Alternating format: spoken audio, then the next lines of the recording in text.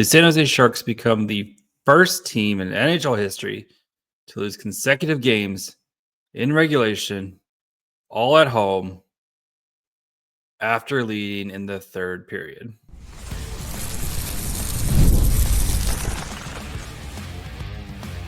You're Locked On Sharks, your daily podcast on the San Jose Sharks, part of the Locked On Podcast Network, your team every day. Hello, welcome to Locked On Sharks, the premier hockey podcast covering your favorite team in the Bay Area. My name is JD Young, caretaker at the Reef, also the co-host of Locked On NHL's Tuesday's episode with Seth.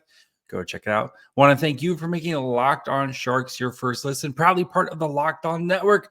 We cover your team every day, and if you want to be an everydayer, all you have to do, just follow wherever you get podcasts, or you can watch on YouTube as well. And today we're going to be discussing what has now become way too familiar script as the Sharks, once again, have a lead in the third period, and once again, have nothing to show for it.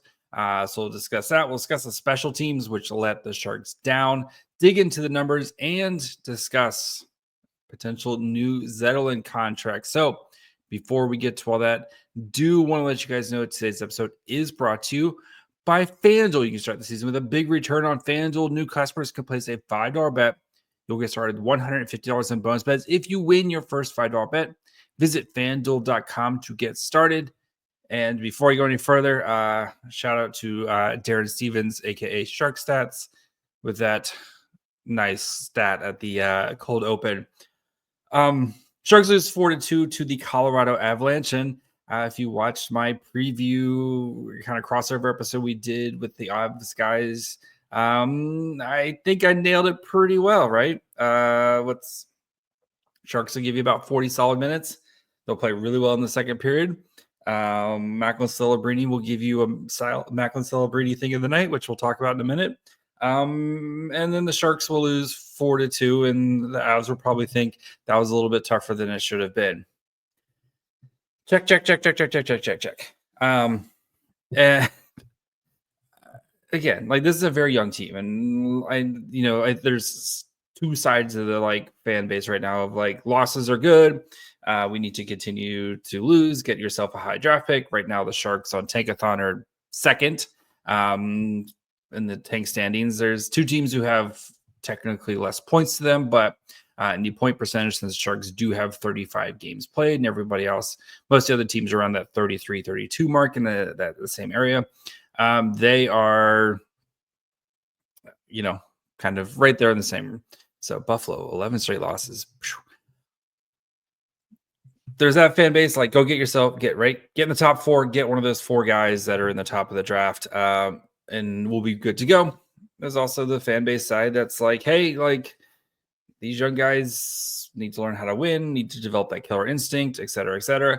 And I'm very much trying to ride the fence on both of these issues. I want a top four pick, but I do also want Celebrini and Smith and Macklin and Zetterlund and these guys to develop that killer instinct and be able to learn how to put teams away. So that way, when you're trying to win, you're not trying to also develop a killer instinct at the same time. So I think, though, other than the Sharks losing again in the third period, when you had a lead against a superior opponent, the glass half full side of you says the Sharks are on their way, and this is they're doing a lot of good things, and yes, they are. They're doing a lot of great things, but you see the difference, especially with a team like Colorado, who's they've had their ups and downs this year. They've dealt with a ton of injuries and are kind of starting to get their feet under them right now, and are expected to go very deep in the playoffs, especially if their goaltending can solidify here. But you look at the opportunities, right? Especially in the third period, where the Sharks had 3 power plays, including 2 back-to-back, and couldn't score a goal. The Avalanche get 1 power play in the third, and they score the goal to give themselves the lead. And that is what separates good team. It's good teams from bad teams, great teams from good team. Like that ability to take advantage of your opportunities. And the Sharks special teams, I know the power plays looked a little bit better recently, but now we've seen the penalty kill slip a bunch. And yes, you're playing much stiffer competition recently. You look at the last couple, like Colorado, very good team. Winnipeg, that power play is like literally insane. They got 2 power play opportunities. They went 2 for 2, and you lose that game. Like it's a lot of the same script type of things of not being able to take advantage of your opportunities. And especially for a team like the Sharks, who don't have a lot of wiggle room and a lot of margin for error, these are the things that they need to learn how to do. And I'm curious to see if there's a tweak in the power play personnel, especially along that top unit, right? Maybe it's trying to get one of the guys on the second unit, whether it's Macklin, Smith, Zetterlund, one of those guys up on the top, and try to maybe balance them out a little bit more, or try to do something else differently, because it's a lot of the same stuff we're seeing from the Sharks here. And I think that's the big thing here is the PK, where you have a lot of the same guys on the PK, and I think the defensive pairs and a lot of the same guys kind of making the same mistakes. Looking at you, Cody Ceci, with your positioning or where you're at, or just kind of losing guys. And especially on the first goal, Georgiev definitely needs to make that save, but the defense pair just lost the guy up front. So those are the frustrating things, because you see so much potential with the Sharks, and you see them play so well, and this is a far cry from what we saw last year of like every game you're competitive, and like we're actually it's not like I'm basically ready to record the game with like the Sharks lost again, like it's frustrating, because we're knocking on the door for the Sharks, and they're knocking on the door, and it's gonna be like they're gonna figure this out. I don't doubt that they're gonna figure this out at some point, and again, probably not this year, but these are those kind of painful moments that you build on and you try to learn from. And it just stinks that we've had like 3 of these painful moments in back-to-back games here, of where you had a chance to put away a better team and earn a very hard-earned victory, and you just couldn't quite pull it off. So before we kind of dig into the numbers, of course, we have the Macklin Celebrini thing of the night. And one shift in particular in the second period, where he makes a nice play in the neutral zone, kind of gets into the offensive zone, kind of gets turned around, backhands it over to a guy, and Sharks kind of get contained. Then, of course, he gets the puck along the half wall. He's got a defenseman on him. He skates towards the blue line, stops on a dime, pokes the puck one way as the defenseman's going the other way, and is able to kind of just shift around and just he took a poor man's soul today. Like Celebrini just took somebody's soul today. He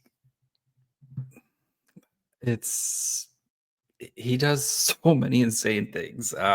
And like even tonight, I thought he had a pretty good game. I don't think there was that play that was spectacular, but like I don't think it was his best game by far. He made some really nice plays. He had a really nice shot, hit the post on one of the power plays there, and that would have tied the game. Like he had his moments, but definitely wasn't his like every time he's on the ice type of scenario that we've seen from him, in recent games. And again, like ups and downs, ride the line, and Colorado's a really good team with really good defensemen and really good forwards. Like those, wasn't expecting like a crazy Celebrini game, but again, he still gives us that one thing every game where you're just the Macklin Celebrini thing of the game. So we'll dig into the numbers of this game. We'll talk about Will Smith, who, despite a bad turnover that led to the third goal. I thought Will Smith had one of his better games again. Like he's stacking good games here. Macklin continues to play well, and we'll talk about how some of these lines performed, and of course talk about Fabian Zetterlund getting a new contract and try to figure out what some of the numbers might look like for that. So we'll get to that here in just 1 second. Today's episode is sponsored by Prize Picks. If you love sports, you're going to love Prize Picks, the best place to turn your sports knowledge into real money. Whether it's hockey, football, or any of your favorite sports, Prize Picks makes it easy to get in on the action. You can win up to 1,000 times your money on Prize Picks. Plus, this holiday season, they're giving away $30 million in rewards during Picksmas and offering 2 free picks in December.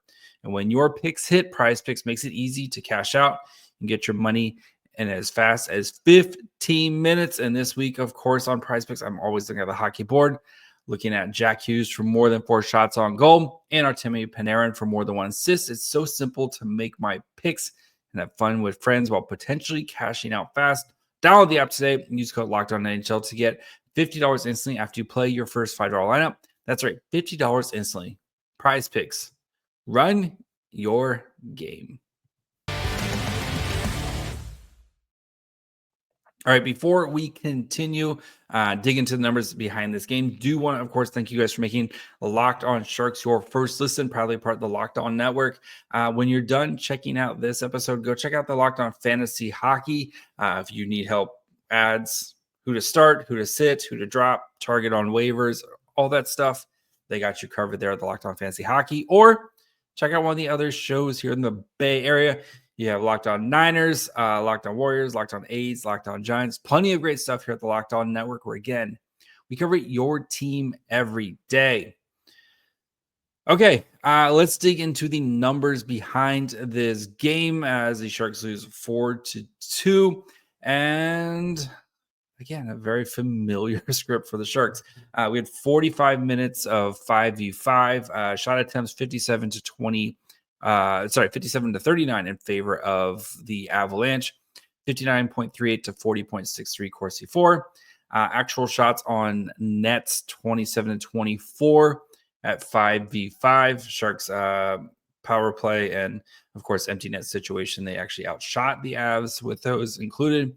31 to 14 scoring chances for, 8 to 4 high danger chances, 2.03 to 1.75 expected goals for, all at 5-on-5, all, of course, in favor of the Avalanche. And first period, definitely a slow start for the Sharks, as they only were able to kind of register 14 shot attempts in that time, 28 for the Avalanche, and especially kind of as the period went along, Avalanche really kind of started taking to the Sharks. But credit to the Sharks, especially beginning the second period, big penalty kill, start to kind of push back in the game, and then they get 2 goals to take the lead.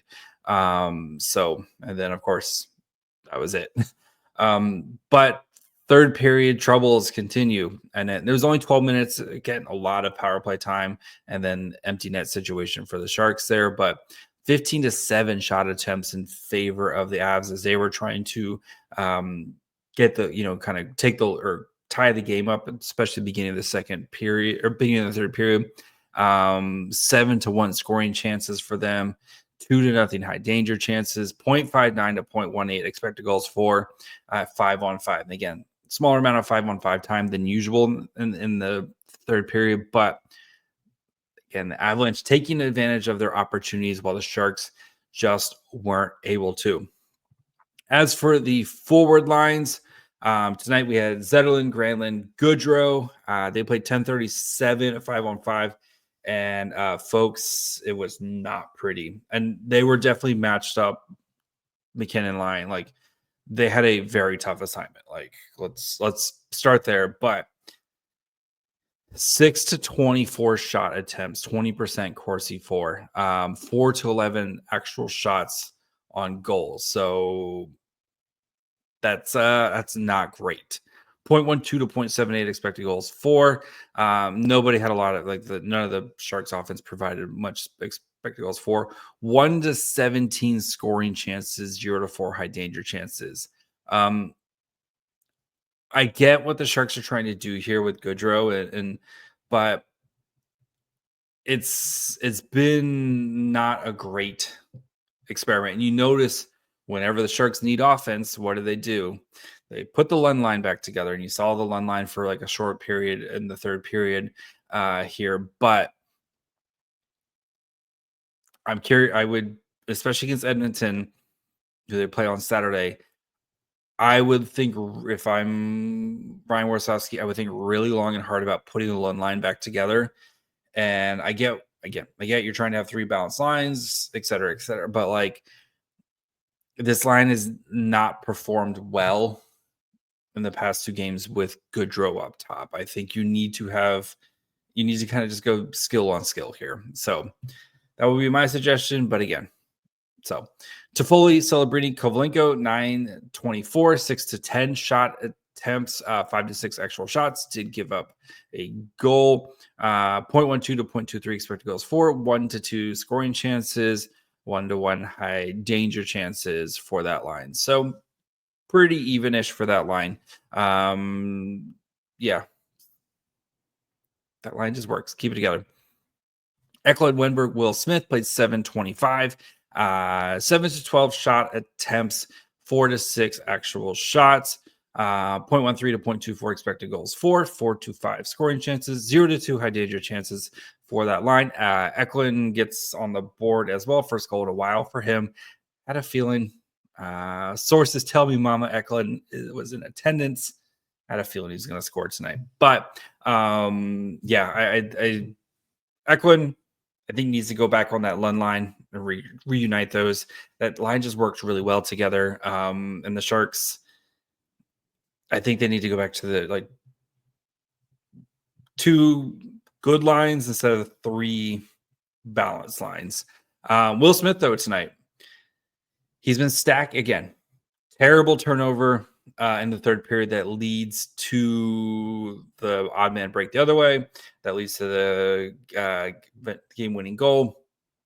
Terrible decision. I understand, though. He's trying to make a play there. I'm not going to try to kill a kid. Those are the rookie mistakes types of things that he will hopefully eventually iron out of his game. But I thought tonight, though, Smith, you're seeing a lot more of the, kind of decision making, just kind of making a decision and sticking with it. You're seeing him, shooting the puck more, which he needs to, especially if on that line, he needs to be the primary shooter on that line with Wenberg and Eklund. I thought he's really stacked some really nice games here, and you haven't seen the point production, but these are the signs that you're going to see the point production here soon, and especially if he continues to play that the way he's playing right now. So while I do think Eklund needs to go play up on the first or second line with the Lund line there, I do think Will Smith is kind of coming into his own here, and maybe, again, not driving a line, but I think he can be a really nice piece on a line right now. So I really like the way Smith has played recently, and I do think the point production is going to be coming really soon. So Cunnin, Nico Sturm, Carl Grundstrom, 6'10", 4 to 1 shot attempts, 1 to 1 actual shots. Grundstrom gets his first goal in teal. Congratulations to him. Finally get to break out the clip I've been waiting since the preseason for his first goal. But, that line does what it does. So, yeah, they do what they do. But as for the defensive pairs, we had a little bit of some shuffling here with Henry Thrun getting back into the game, back into the lineup, and Timothy Liljegren sitting tonight. So looking at the defensive pairs for their Corsi 4, Thrun, Mukama, Doolin, they had 6 shot attempts for, 6 allowed, so 50% Corsi 4. For Ruda, 45.45% Corsi 4. Walman CC, 31.25. And again, Walman CC definitely gets the much tougher assignments. But CC has made some plays I think he would want back as of recently. So, and then of course Alexander Gorgiev in his losing the Revenge Bowl tonight. So he had 27 saves on 31 shots, 4 goals against, expected goals against 2.62. 871 save percentage, 4 out of 5 high danger saves, 11 of 13 mid danger, and 10 of 11 low danger. So I thought he did make some big saves. He definitely wants that first goal back. And then, some of the other ones I think were more breakdowns in coverage, or the Avs power play is just insane. So I thought he was solid-ish tonight. I do expect Askarov to start on Saturday, just because he hasn't really. That would be basically a week for him, for Askarov, since his last start at the Barracuda. So I do expect Askarov to start on Saturday. And hopefully we get to like a nice 50-50 split here between Askarov and Gorgiev while Vanacek is out. So I'm going to put this game to bed. We're going to talk about Fabian Zetterlund, who looks like contract extensions have at least started. Talks have started. So we'll get to that here in just 1 second. Get ready to tackle the NFL action with FanDuel, America's #1 sportsbook, because right now, new customers can bet $5 and get $150 in bonus bets if you win. FanDuel Sportsbook app gives you everything you need to place live bets on the NFL all in one place.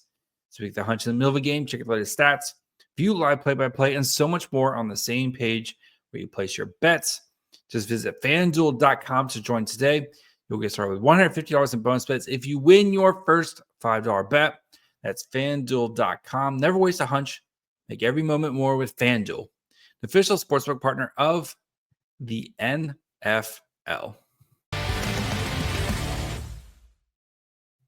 All right, let's finish up by talking about Fabian Zetterlund. So Shang Peng of San Jose Hockey Now, of course, reported that there has been initial conversations with Zetterlund and the Sharks.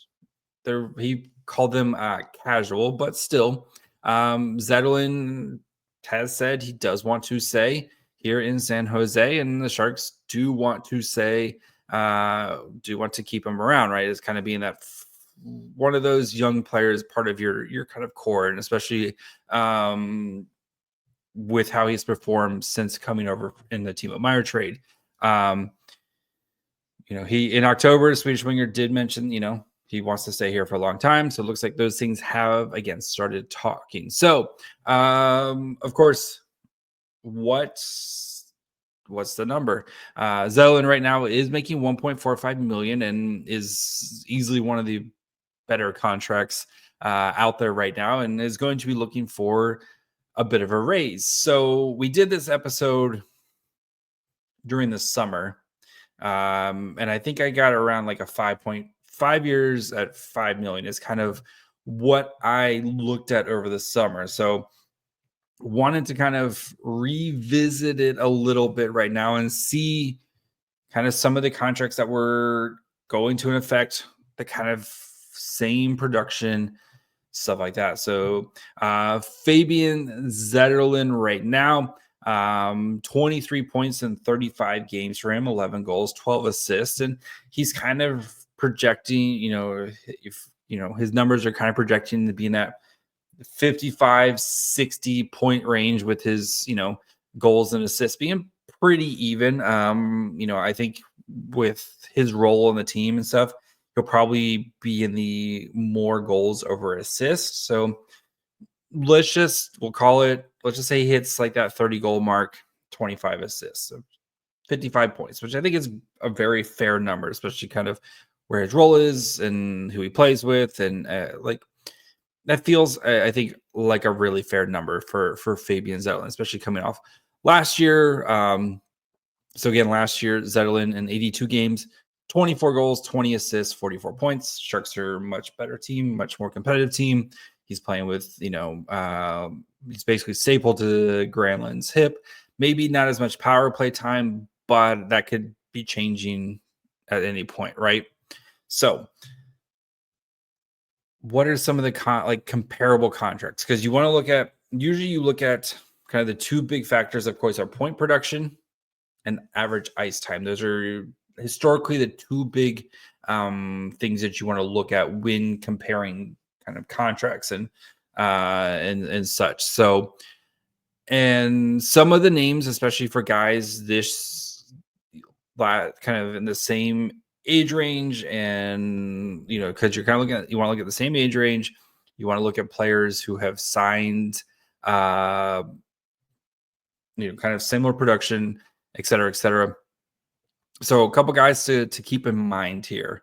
Eli Tolvanen, who the Kraken, of course, he's 25 as well.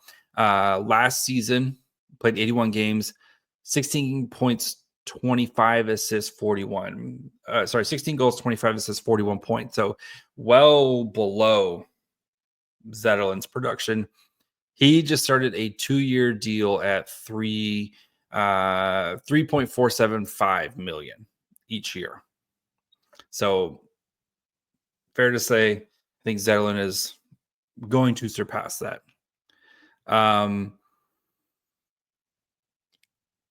Anton Lundell, younger player, 23, also center.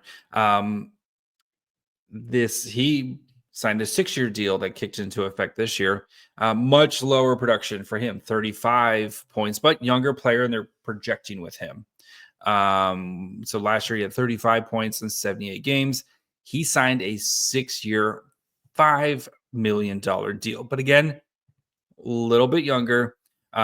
This season he's at 22 points in 32 games, which is nice 0.69 points per game. Again, pretty similar to Fabian Zetterlund's contract, or Fabian Zetterlund's point production, right? 23 points in 34 games, 35 games now, sorry. So that's definitely going to be a contract I think Zetterlund's camp points to. I know, first round pick, a little bit different, but still definitely a player I think that comparable. Another big one to look at, Owen Tippett of Philadelphia Flyers. Again, first round pick, so a little bit more of kind of some draft pedigree behind Owen Tippett, but still, Owen Tippett last year, 53 points in 78 games, 28 goals, 25 assists. Those sound very similar-ish numbers to what Fabian Zetterlund is going to probably put up. This year, Tippett's not having the same production. He's at 18 points in 33 games, but he signed an 8-year, $49.6 million contract, which gives you a cap hit of $6.2 million. So that might be one where I think, if I had to guess, they're probably gonna look at the Lundell contract. And they're probably gonna look at the Owen Tippett contract. And Tippett and Zetterlund are the same age. And again, like Tippett, little, 2017 draft pick. I think he was a February birthday. Zetterlund, a 2018, but I think he just turned 25. So like pretty similar, I think, age. Similar age for those guys, like similar production and stuff. And I really think that's going to be a contract that the Sharks and Zetterlund's team, like agents, look at to try to potentially work off of. So if he continues the production that he's scoring right now, and you have to also keep into account the cap is going to be going up pretty regularly now. And, I know it's projected at like 92.5. There's talks that could be up around 95. Like there's talks that could be up. Who knows? We'll know more, as we head into the summer. But I think it's going to be north of 5. And we'll see how long the term is and stuff. But Zetterlund, I think in his time here, has proven he is a guy you want to I think he's a guy that you do want to lock up for a long time. And if I was Mike Greer, I would be in the business to try to lock him up sometime this season before the offseason, and you start to see the new contracts kick in, especially with, the cap number is whatever the cap number is going to be. Sharks have a bunch of cap space, right? Projected over $35 million in cap space. And yes, they're going to have to sign some guys. You're going to need a new backup goalie or another goalie, and defensive, like you're going to need some new guys on defense, et cetera, et cetera. But I think you're like, don't be surprised if it's at creeping towards $6 million a season for Zetterlund, especially with the cap going up. And you know what? The Sharks have a ton of cheap contracts on their books for the next few seasons. And I think with the way the cap is going to continually rise, I wouldn't be surprised if by the time that contract, if the Sharks do sign him to, 6, 7, 8 year deal, by the time that contract's up, like the cap could be looking at, 115, 120. Like that wouldn't surprise me, especially with how much they're kind of projecting it to grow here. So, yeah, Zetterlund, sign him. Like I said, I would lock him up sooner rather than later. That way, you don't get like another kind of contract. Maybe somebody else looks at the Owen Tippett contract and says, like, okay, we're gonna set our guy at $6.5 million. So that's what I think it's gonna be around that range right there. Is that 5.5 to 6 as of right now. So depends on, we'll see the term. Zetterlund says he wants to be here. He signed to an 8-year contract that puts him to his age 33 season. So 34 season. So, which is fine. Anyway, that's going to be it for me today. We'll be back on Monday, break down the Edmonton game, get caught up on CUDA action over the weekend. So make sure you guys are following wherever you get podcasts. And of course, you can watch on YouTube as well. Follow the show on Twitter, Facebook, and Instagram at Locked On Sharks. Follow me on Twitter and Blue Sky at My Fry Hole. Till Monday. Bye, friends.